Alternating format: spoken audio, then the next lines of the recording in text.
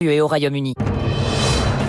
La matinale de Radio Classique avec David Abiker. Et avec Luc Ferry à 8h44 pour Esprit Libre. Luc, bonjour. Bonjour mon ami. J'ai vu vendredi soir en traversant Paris de très nombreux jeunes gens maquillés, déguisés pour cette fameuse fête Halloween qui célèbre à la fois les enfants, les bonbons et les égorgeurs.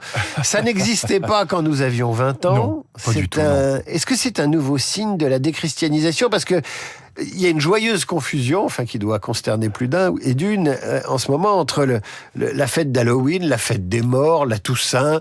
Plus personne n'y comprend plus rien, ou plus personne ne sait ce que tout cela signifie.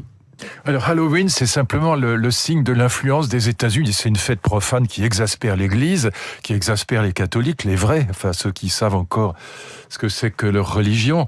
En revanche, la confusion est aujourd'hui assez générale. C'est une fête profane, complètement profane. Voilà, et tout à fait anti-religieuse même, donc qui exaspère encore une fois l'Église et les vrais catholiques. Bon, mais de l'autre côté, beaucoup de catholiques confondent encore aujourd'hui la Toussaint et la fête des morts, qui sont deux fêtes qui en vérité n'ont rien à voir, sinon elles se célèbrent à un jour d'intervalle, donc on mélange les deux. Faites-nous un rappel. Écoutez, la Toussaint, comme son nom l'indique, c'est la célébration de ceux qui ont été béatifiés par l'Église, souvent d'ailleurs des martyrs, avec une question d'ailleurs passionnante, qui est de savoir si un être humain peut vraiment être un saint. Donc la fête de tous les saints. C'est la fête de tous les saints. Et la fête des morts, c'est celle qu'on appelle la commémoration des fidèles défunts. Elle est beaucoup plus intéressante à mes yeux, parce qu'elle célèbre les morts, et elle célèbre ce que les chrétiens appellent l'espérance. L'espérance de quoi ? L'espérance de la bonne nouvelle. Evangélia en grec, c'est-à-dire évangile en français, c'est le même mot en grec et en français. On entend le mot ange. Ange, c'est le messager, c'est celui qui apporte la bonne nouvelle. Et la nouvelle, c'est la nouvelle de la résurrection des corps, c'est-à-dire la nouvelle de la retrouvaille possible avec ceux que nous avons perdus, avec ceux qui sont morts. Et donc, c'est la résurrection corps et âme. Et il y a une encyclique célèbre qui s'appelle Entrée dans l'espérance. Et c'est une rupture philosophique absolument fondamentale avec le monde grec. Parce que dans le monde grec, quelle que soit la philosophie grecque que vous considériez, que ce soit le stoïcisme ou que ce soit l'épicurisme, ou même dans la mythologie déjà, l'espérance, c'est la pire des choses. Contrairement au christianisme, par avance, si je puis dire. Il faut pas espérer. Non. Mais pourquoi il faut pas espérer ? Parce que l'espérance est un manque par définition. L'espérance, vous espérez la santé, c'est que vous êtes malade. Vous espérez l'amour, c'est qu'on ne vous aime pas. Vous espérez la richesse, c'est que vous êtes pauvre. L'espérance serait le signe avant-coureur de nos frustrations. Elle est le signe, non pas avant-coureur, elle est le signe réel et présent. C'est le contraire du carpe diem d'Horace. Et donc le sage, c'est celui qui est réconcilié avec le présent, avec l'instant présent, et qui a réussi à se débarrasser de ces deux fléaux qui pèsent sur l'humanité, qui sont la nostalgie, donc le passé, et l'espérance, c'est-à-dire le futur. C'est-à-dire le passé serait une machine à regretter, et l'espérance serait une machine à être déçue. Pas forcément déçu, mais à être dans le manque, à être donc insatisfait, à être dans la négativité. Ça veut dire qu'il faut se satisfaire du présent, de ce qu'on a, avoir cette sagesse. C'est ça le stoïcisme que vous détruisiez il y a 15 jours. Bien sûr. C'est l'idée que, c'est carpe diem, c'est l'idée que le sage est celui qui est réconcilié, comme Ulysse quand il arrive enfin à Ithaque et qui retrouve Pénélope et qui retrouve...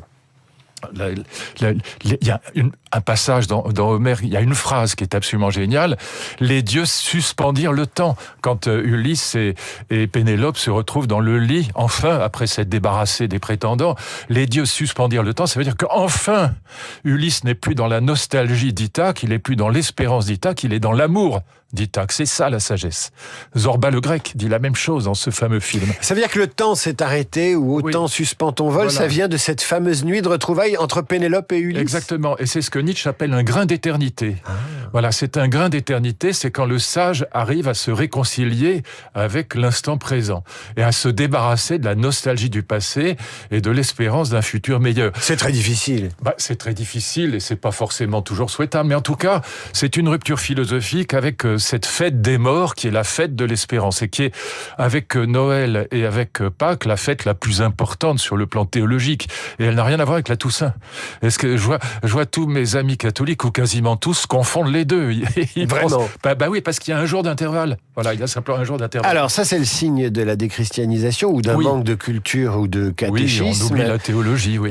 Et paradoxalement, il y a des signes de vitalité du catholicisme, comme ce film, La Sacré-Cœur, qui fait depuis le début du mois d'octobre 300 000 entrées, qui va vers les 400 000. C'est un Comment vous analysez un phénomène comme ça?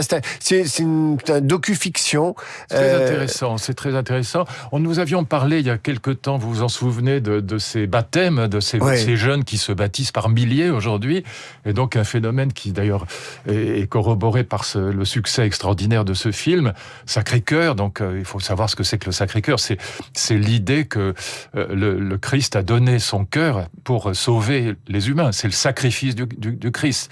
Et donc moi je pense, mais maintenant c'est toujours difficile à interpréter, il y a une vraie déchristianisation en France. Bon, on est passé, je l'ai dit 1000 fois ici même, pardon de radoter, de 45 000 prêtres en 1950 à 4 000 aujourd'hui, je parle des prêtres diocésains, et puis on est passé de 95% de catholiques en 1950 à 45-50% aujourd'hui, donc il y a une vraie déchristianisation. Mais, la vie politique est tellement vide. Elle est d'une vacuité, si j'ose dire, bouddhiste. Elle est d'une telle vacuité. Regardez ce qui se passe à l'Assemblée. Bon, je vais pas en rajouter. Mais vraiment, on discute le bout de gras. On parle d'argent. Il y a aucun grand dessein derrière. On sait même plus à quoi sert le budget, parce que normalement, le budget, il était au service d'un grand dessein pour la nation. Là, il y a plus rien. On discute le bout de gras. Entre imbéciles, pardon de le dire. Mais enfin, c'est comme ça que les gens le perçoivent. Soyons honnêtes. C'est la vérité. Bon.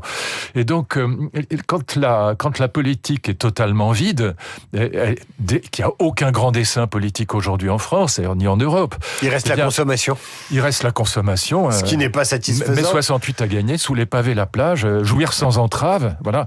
Mais du coup, on se replie sur la sphère privée. Et ce qui caractérise le christianisme, et ça c'est très profond, c'est très intéressant, à la différence du judaïsme et de l'islam, le christianisme n'a pas une propension au théologico-politique.